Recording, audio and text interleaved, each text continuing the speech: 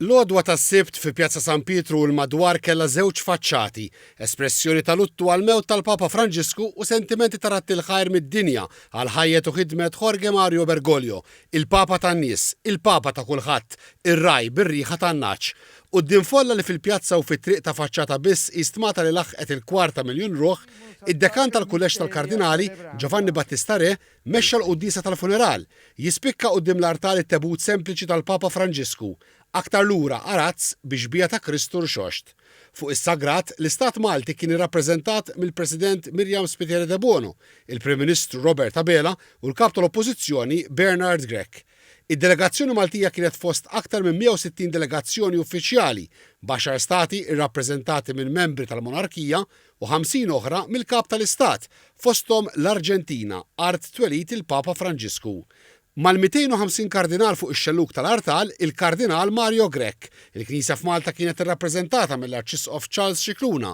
Fl-omelija, il-Kardinal Giovanni Battista Re ta' ħarsa lejn il-mumenti ewlenin tal-Ministeru Petrin ta' Franġisku, immarkat fi kliemu mill-qrubija lejn in-nies, l-ispontanjetà fl-azzjonijiet tiegħu u l-imħabba kbira li kellu għall-Knisja, irrefera għall-effett tal-vjaġġi li għamel, għat-tagħlim tiegħu fuq temi kurrenti u għall-messaġġ li kien jirrepeti favur il-paċi.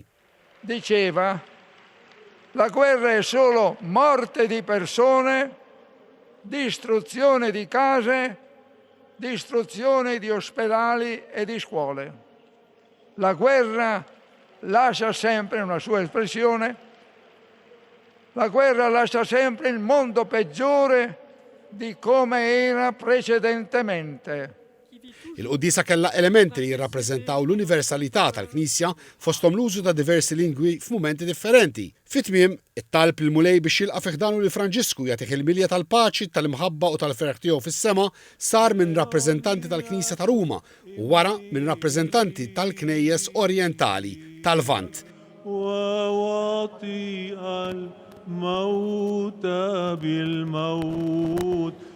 It-tabut ġie siġillat il-ġimgħa fil-għaxija wara li mal-250,000 persuna sellmu lil Papa Franġisku li kien espost tal-qima tan-nies fuq 3 ijiem bejn l-erbgħa u l-ġimgħa. Fiċ-ċerimonja tal-istiġillar tat-tabut wiċċ il-Papa tattab maħtur tal-ħarir abjad u miegħu fit-tabut tpoġġa dokument imsejjaħ Rogito li jagħti l-istorja ta' ħajja Franġisku b'enfasi fuq dak li wettaq fl-aħħar 12 sena. Qabel il-quddiesa diversi mexxejja waqfu jisellmu t-tabut tal-Papa Franġisku. F'dawn il-ħinijiet il-Bażilika ta' San Pietru servit ukoll bħala il-post biex il-President tal-Istati Uniti Donald Trump u l-President Ukren Volodymyr Zelensky iltaqgħu għal 15-il minuta. Kelliem mal-White House qal li l-laqgħa kienet produttiva ħafna u Zelensky, illum bil-bies vistus, qal li kienet laqgħa simbolika potenzjal li tkun storika. Sinjali pożittivi wkoll fir-relazzjonijiet bejn l-Istati Uniti u l-Unjoni Ewropea bi Trump u von der Leyen jieħdu bidejn xulxin fuq barra tal-Bażilika u jaqblu li jiltaqgħu.